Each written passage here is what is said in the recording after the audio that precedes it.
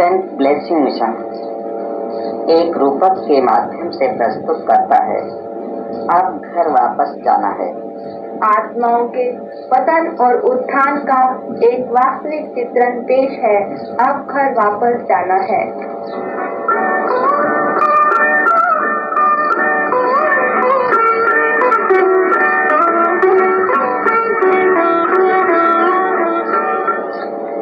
सभी आत्माओं का असली घर परम धाम है। वह समस्त ग्रह उपग्रहों से परे ब्रह्मलोक में स्थित है। वह अलौकिक प्रकाश से निरंतर जगमगा रहा है।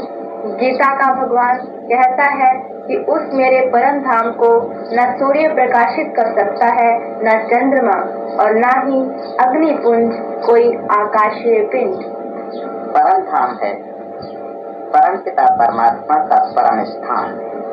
वहाँ आत्माएं परमात्मा के पास अनिर्वचनीय आनंद का अनुभव करती हैं। वह है आत्माओं का सूक्ष्म वतन, न्यारा प्यारा वतन, वही अव्यक्त धाम है। वहाँ आत्माएं अपने मूल स्वरूप बीज रूप में स्थित हो जाती हैं। परम धाम में मृत्यु का आतंक नहीं, रोगों का भय नहीं। वहाँ पर सर्दी, गर्मी, भूख प्यास और शोक चिंताओं की पहुँच नहीं है। परम धाम पूर्ण शांत है, दिव्य आभा से भरपूर है। सबका एकमात्र वही विश्राम स्थान है। परम धाम में आत्माएं परमात्मा से मिलती हैं और अपनी दिव्य शांति एवं दिव्य ज्ञान को पूर्णतया जागृत करती हैं।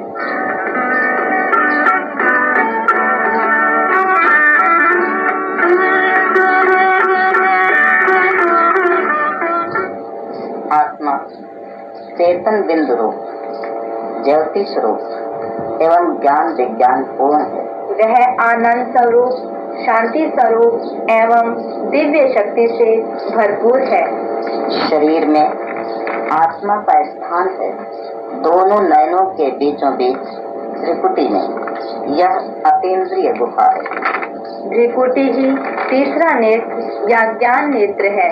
आत्मज्ञान होने से ज्ञान रश्मियाँ चारों ओर बिखरने लगती हैं। सृष्टि चक्र के अनुसार आत्माएं धरती पर उतरती, अपने को व्यक्त करने के लिए उन्हें शरीर की आवश्यकता पड़ती है। वे इस विश्व के रंगमंच पर अपना अभिनय करने की इच्छा करती हैं। फिर भौतिक बिंदु से उनके लिए प्रकृति शरीर का निर्माण करती है।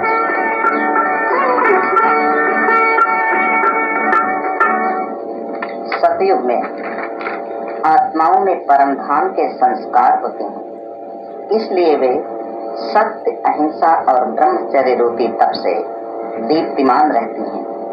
वे ज्ञान मूर्त, गुण मूर्त एवं शक्ति मूर्त स्थिति में रहती हैं।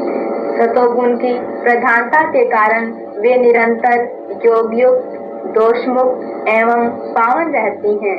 आत्माएं पंच विकारों से परे निर्विकार स्थिति में रहती हैं।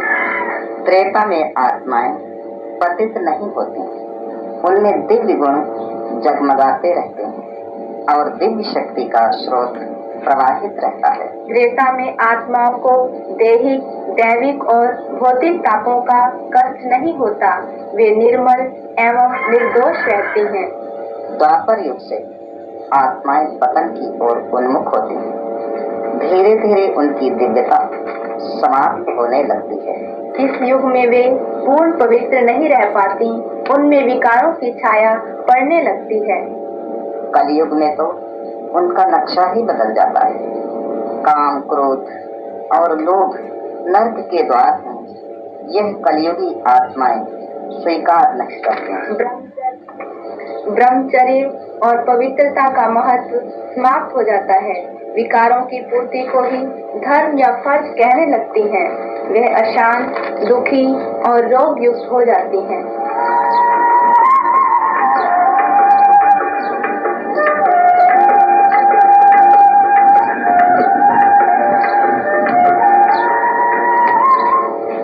मलिन एवं विकारी शरीर का संपर्क होते ही आत्मा अपने मूल स्वरूप को भूल जाती है और गर्भ के भीतर ही अपने को भौतिक संवेदनाओं से संलग्न कर लेती है। कुछ समय बाद शिशु के रूप में गर्भ से बाहर आई, उस पर माया की छाया पड़ी और घेरने लगा अविद्या का घोर अंधकार। बस क्या था, उसमें अहंकार का अंकुर फूटा, ममता की तरंगे उठी और सारी खुशियों का केंद्र बन गई जननी। वह उसी के साथ नवलीन हो गया। शिशु कुछ और बड़ा हुआ, गोद से नीचे उतरा, घुटनों के बल चला, खड़ा हुआ और लड़खड़ा कर गिरा। शरीर में आसक्ति दिन प्रतिदिन बढ़ने लगी। धीरे धीरे अहंकार का पौधा बड़ा होने लगा। आत्मा ने अहंकार से कल्पित नाम और रूप को बड़ी आसानी से अपने पर आरोपित कर लिया।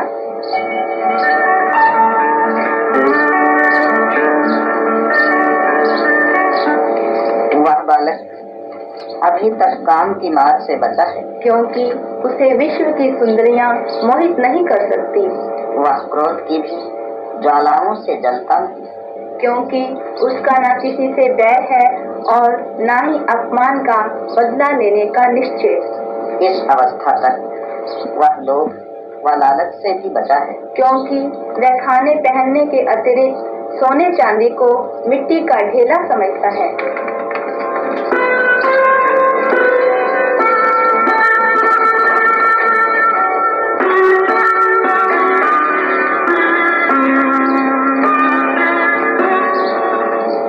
धीरे धीरे इंद्रियां विकसित हुई। उसने किशोर अवस्था में प्रवेश किया। जवानी ने अपना रंग रूप खूब उभारा। विकारग्रस्त लोगों ने उसे विकारों की ओर प्रेरित किया। शीघ्र ही पांचों विकारों ने उसे घेर लिया। धीरे धीरे उसकी स्वाधीन भावना प्राधीनता में बदलने लगी। कोरे मन पर उसने कल्पनाओं की चित्रकारी शुरू की। लोगों ने उस पर अपने हस्ताक्षर कर दिए और दिन प्रतिदिन उसकी संसार में आस्था बढ़ने लगी। वैवाहिक जीवन का संकल्प जागा। माया ने अपना प्रहार किया। लोगों ने उसके हारने की मंगल कामना की। बस फिर क्या था, वह कूद गया काम, क्रोध और लोभ की लपटों में। गीता में श्री भगवान स्वयं कहते हैं, काम, क्रोध, लोभ ये 3 नरक के द्वार हैं, इसलिए इनका त्याग करो। श्री भगवान ने और भी कहा है कि मानव ना चाहता हुआ इनके वश में होकर संसार के बड़े से बड़े पापों को भी कर देता है।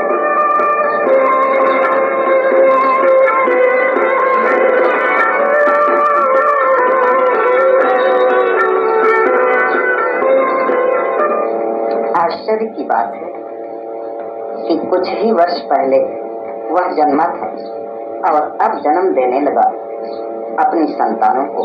अब माता पिता से मोह टूट गया और जुड़ गया अपने परिवार के साथ। भूल गया सारा उनका पुराना प्यार। गृहस्थी की गाड़ी कुछ आगे बढ़ी। बच्चों की जवानी का समय आया। पाप या पुण्य से जो कुछ भी कमाया था वह सब लगा दिया उनकी शादियों पर। बच्चों ने भी वही सब कुछ किया जो उन्होंने अपने जीवन में किया था। उनका भी प्यार अपने बच्चों में खिसक गया। धीरे धीरे चमकीली आंखें धूमिल होने लगी। शरीर की शक्ति विलीन हो गई। हाथ पांव एक बार फिर लड़खड़ाने लगे। चिंताओं ने चारों ओर से घेर लिया। भयंकर बीमारियों ने अपना अड्डा जमा दिया। चलना फिरना भी बंद हो गया। एक तो वृद्ध शरीर और दूसरा अकेलापन, फिर तन और मन दोनों वेदना से व्याप्त होने लगे। अब आंखों के आगे अंधेरा छाने लगा। जीवन की आशा समाप्त होने लगी।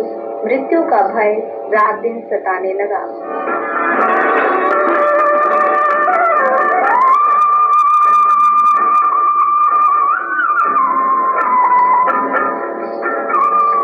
आखिरकार मृत्यु के विकराल पंजों ने जकड़ लिया।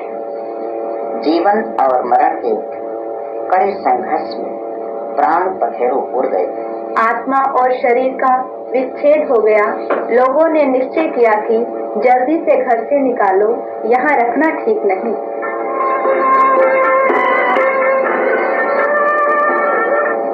चिता पर शरीर रखा गया।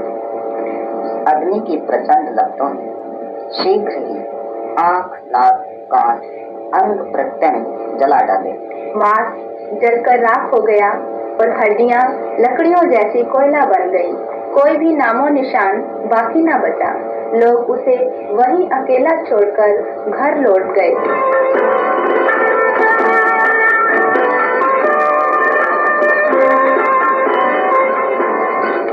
आत्मा यह सब वहीं खड़े खड़े देखती रही।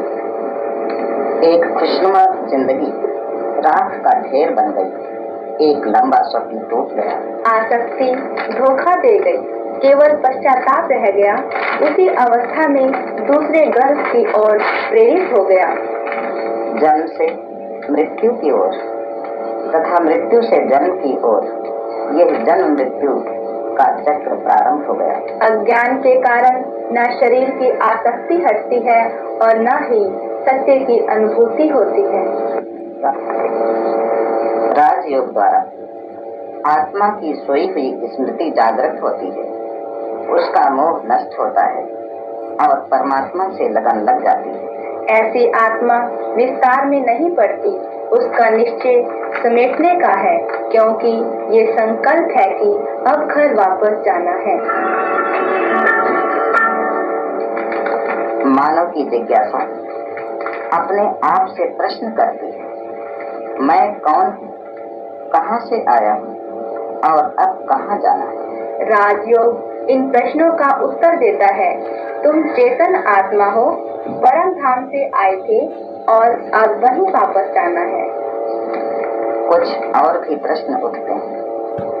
परमात्मा हमारा कौन है, वह कहाँ रहता है, पृथ्वी पर कब आता है और क्यों आता है। इन प्रश्नों का उत्तर भगवान स्वयं देते हैं। मैं आत्माओं का रूहानी पिता हूँ। मैं परम धाम वासी हूँ। कलयुग की समाप्ति और सतयुग के प्रारंभ संगम युग में धरती पर आता हूँ। मैं अधर्म का विनाश एवं धर्म की पुनर्स्थापना करता हूँ।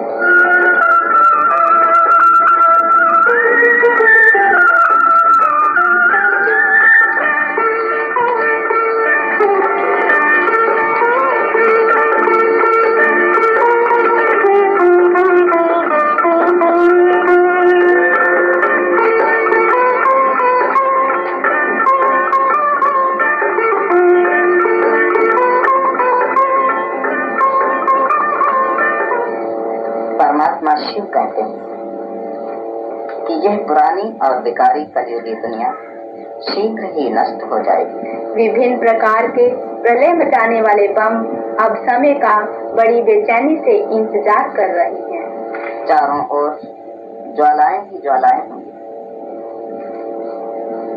विनाश की लपटें अपने में सब कुछ समा लेंगे। हर और त्राही त्राही मची होगी। माँ बाप के सामने ही नन्हे मुन्ने जलकर राख हो जाएंगे। सब कुछ शमशान बन जाएगा। इसी अंधकार से एक आशा की किरण जागेगी। पवित्र आत्माएं इस तांडव से भयभीत नहीं होंगी। वे अपने योग बल से हर स्थिति और परिस्थिति का सामना करेंगी और फिर नए विश्व में नए प्राण फूकेंगी।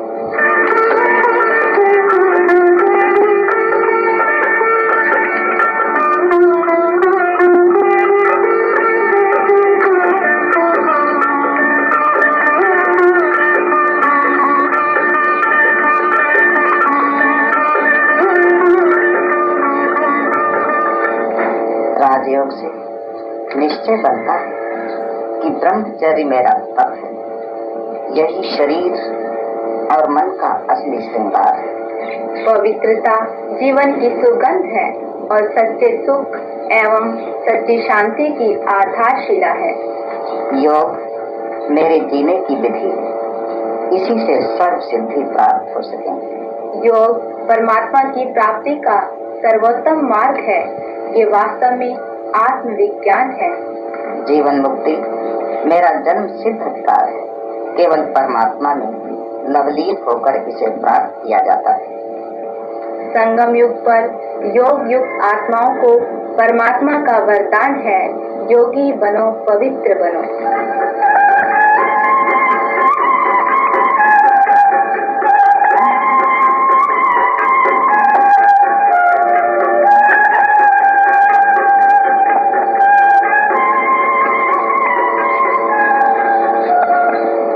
वह समय आ गया है। अब हमें अपने आत्म स्वरूप में वापस लौटना है। पतन से उत्थान की ओर जाना है। असत से सत की ओर, अंधकार से प्रकाश की ओर एवं मृत्यु से अमृत की ओर जाना ही मेरे जीवन का लक्ष्य है। यह वही समय है जिसकी हमें युगों से प्रतीक्षा थी। इसी समय में सत्यम शिवम सुंदरम को आत्मसात किया जाता है। नर से नारायण बनने का यही समय है।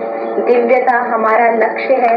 इसकी प्राप्ति के लिए हमारा तन मन धन सर्वस्व समर्पित है।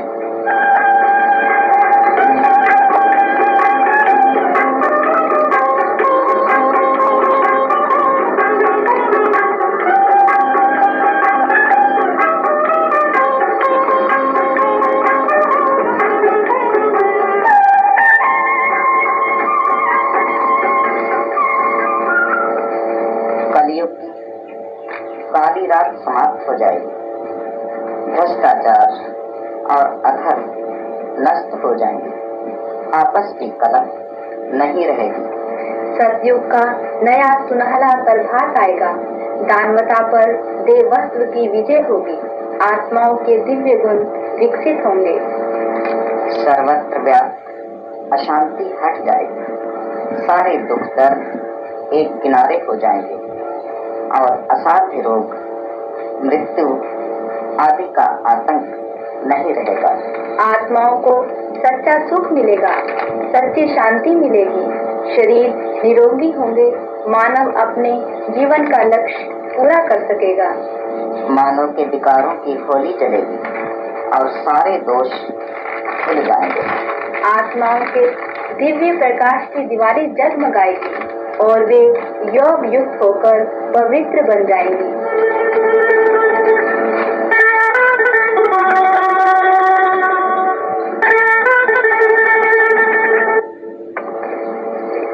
समय का संकेत है। अब इस कोलाहल से वैराग्य करो और अपने गंतव्य परम धाम के लिए तैयारी करो। आत्मा की आवाज है परम शांति एवं सद्गति। अतएव इस आवाज को पहचान कर अपने वास्तविक पुरुषार्थ से जुट जाओ। श्री भगवान का संदेश है, अब घर वापस जाना है। गीता का निर्देश है, अब घर वापस जाना है।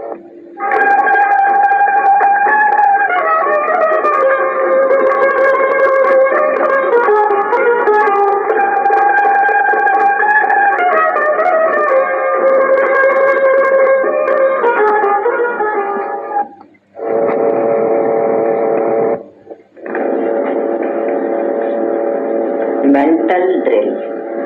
क्या इस साकार दुनिया से एक ही क्षण में आप निराकार स्वरूप में पहुंच जाते हैं? अब आपको वाणी से भी परे जाना है। कोई भी भावना या विचार तुम्हें बीच में ही रोक तो नहीं लेते। आपका पुरुषार्थ है इनको पार कर हलचल रहित शांत सत्ता का अनुभव करना। शरीर और इंद्रियों के क्षेत्र से ऊपर उठकर अव्यक्त स्थिति में जाना है। यह मेंटल ड्रिल मन बुद्धि को शक्ति संपन्न बना देती है। मन असीम शांति के सागर के साथ हिलोरें लेने लगता है। जिस समय शांति का स्विच ऑन किया, समझो अशांति के दलदल से निकल गए। जैसे तुम अपनी इंद्रियों को अपनी मर्जी से इस्तेमाल करते हो, वैसे ही तुम शांति, शक्ति, ज्ञान, प्रकाश और आनंद का जब चाहो अनुभव कर सकते हो। प्रत्येक कार्य के लिए शिशु को प्रशिक्षण दिया जाता है, ऐसे ही राजयोग द्वारा आत्माओं को प्रशिक्षित किया जाता है। अंतर्मुख होने के कारण वे अपने दिव्य स्वरूप को प्रकट कर लेते हैं। आप भी ऐसा कर सकते हैं। सहज राजयोग आत्माओं को उनकी खोई हुई सीट को फिर से वापस दिलाता है। अपने सहज स्वरूप का अनुभव करना है।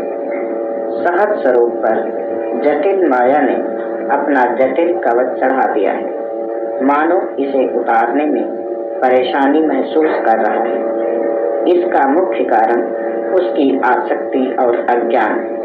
अस्थिर मन उसे गहराई में जाने से रोकता है, बार बार बाहर की ओर धकेलता है। ज्ञान पर अज्ञान का पर्दा है, शांति पर अशांति का पर्दा है। आप चाहें तो इन्हें हटा सकते हैं। अज्ञान आपको दृष्टा या ज्ञान स्वरूप अनुभव से हटाकर दृश्य पदार्थों की पंक्ति में खड़ा कर देता है, चेतन से जड़ बना देता है। किंतु ज्ञान एक सतेज प्रकाश पुंज का कार्य करता है। वह अंधकार को हटाने में समर्थ है। ज्ञान आपको पुनः दृष्टा या साक्षी पर आसीन कर देता है।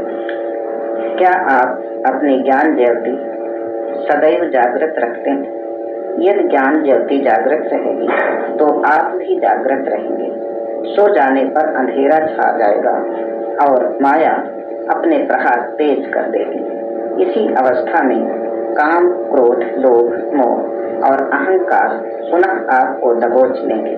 धीरे धीरे आपकी स्वतंत्रता छिन जाएगी और आप अशांत हो जाएंगे। आपके निराकार स्वरूप में अपार शांति है, सच्चा सुख है। उसे हर कीमत पर हासिल करना चाहिए। बाहर दृष्टि होते हुए भी अंतर वृत्ति का अभ्यास करो। यदि मन में बेहद वैराग्य होगा तो किसी भी पदार्थ में भूल भटक नहीं होगी। चिंतन धारा में कहीं भी रुकावट नहीं आएगी। विवेक द्वारा निरंतर सत असत का विवेचन आवश्यक है। इंद्रियों की सेवा करना छोड़ो, बल्कि उनके स्वामी बन जाओ। उन्हें अपनी दासी बनाओ। संसार में समेटने का भाव जागृत रहे। विस्तार में पड़ने से भटकाव बढ़ेगा। जीवन मुक्ति के सभी द्वार खोल दो। सारे विघ्नों को हटाने के लिए पुरुषार्थ जारी रखो। सफलता अवश्यम भावी है। इति ओम। अमृत की खोज। अनादिकाल से मानव मन में अमृत की अभिलाषा बनी रही है। मृत्यु पर विजय प्राप्त करने का संकल्प भी तभी से चला आ रहा है। यदि पृथ्वी पर कोई अमृत है तो वह है ज्ञान, और यदि किसी को वह प्राप्त हो जाता है तो जीवन में एक नई चमक और नई सुगंध भर जाती है। मृत्यु का व्यर्थ भय उसे नहीं सताता। उस मानव में रोगों तथा चिंताओं पर विजय प्राप्त करने की शक्ति आ जाती है। रोग तन को जर्जर कर देते हैं और चिंताएं मन को दुख के सागर में डुबा देते हैं। यदि मानव के ये दो शत्रु न रहे तो उसको जीवन का सौरभ प्राप्त हो सकता है। रोग और चिंताएं ही मानव को मृत्यु के मुख तक पहुंचाने का काम करते हैं। मन को निर्बल बनाते हैं 5 विकार। इनकी प्रबलता से हृदय भी दुर्बल हो जाता है। उसकी सहन शक्ति समाप्त हो जाती है और हृदय रोग का पौधा बढ़ने लगता है। धीरे धीरे इस पौधे की शाखाएं और जड़ें पूरे शरीर में फैल जाती हैं, जिसके परिणाम स्वरूप अनेकों रोगों का जन्म होता है। मानव यदि इस पीड़ा से बचना चाहे तो उसके लिए ज्ञान एक वरदान बन जाएगा। ज्ञान कोई किताबों के पन्नों में नहीं छिपा है, वह धुआंधार प्रवचनों से भी दूर है। हाँ, यत्र तत्र सर्वत्र ज्ञान की छाया का आभास अवश्य होता है। लोगों को क्षणिक शांति का भी अनुभव होता है। ज्ञान का प्रचार प्रसार भी लोग कर रहे हैं, किंतु मानव मन की अंतर वेदना बढ़ती जा रही है। समाज में भ्रष्टाचार का बोलबाला है, सब और अशांति है। इसका उत्तरदायित्व आता है मानव के घोर अज्ञान और वाचिक ज्ञान पर। वास्तव में सत्य ज्ञान की प्राप्ति होती है ज्ञान सूर्य परमात्मा से, परंतु सूर्य को प्रतिबिंबित करने के लिए स्वच्छ दर्पण की आवश्यकता है। प्रतिबिंब को पत्थर या दीवार पर स्पष्ट नहीं देखा जा सकता।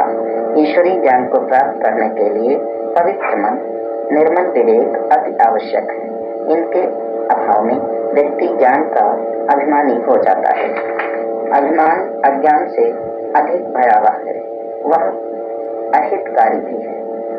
आत्मा तो आत्मा है ही, परमात्मा भी आत्मा ही है। परम आत्मा अर्थात परमात्मा। यदि हम भी श्रेष्ठ या विशिष्ट आत्मा बन जाएं, तो परमात्मा के निकट होते जाएंगे। श्रेष्ठ आत्मा में परम आत्मा का स्वरूप स्पष्ट देखा जा सकता है। आत्मा को जन्म मृत्यु जरा व्याधि का अनुभव देह अहंकार के कारण होता है, क्योंकि शरीर को इन सभी अवस्थाओं से होकर गुजरना पड़ता है। यदि आत्मा परमात्मा में लवलीन रहने लगे तो जीते जी ही उसके समस्त बंधन कट जाएंगे, वह जीवन मुक्त हो जाएगी, उसमें ईश्वरीय गुण आने लगेंगे, धीरे धीरे दिव्यता का विकास होने लगेगा। आत्मा का उत्थान या कल्याण होगा शरीर, इंद्रिय और मन पर पूरे नियंत्रण से। शरीर का नियंत्रण ब्रह्मचर्य है, इंद्रियों का नियंत्रण राजयोग है, मन भी राजयोग द्वारा ही सक्षम बनता है। जब आत्मा अपने उपकरणों की गुलामी छोड़ देती है तो प्रत्येक यंत्र पर नियंत्रण हो जाता है। ऐसी स्वाधीन आत्मा ही अपने स्वरूप को प्रकट कर सकती है। आत्मा स्वयं अमृत स्वरूप है। यह दिव्य स्वरूप संपूर्ण स्वाधीनता में प्रकट होगा, जरा रहित एवं मृत्यु से परे है। आत्मचिंतन से अमृत की प्राप्ति होती है। यह नियम है, जो जैसा चिंतन करता है वह वैसा ही बन जाता है। इति ओम।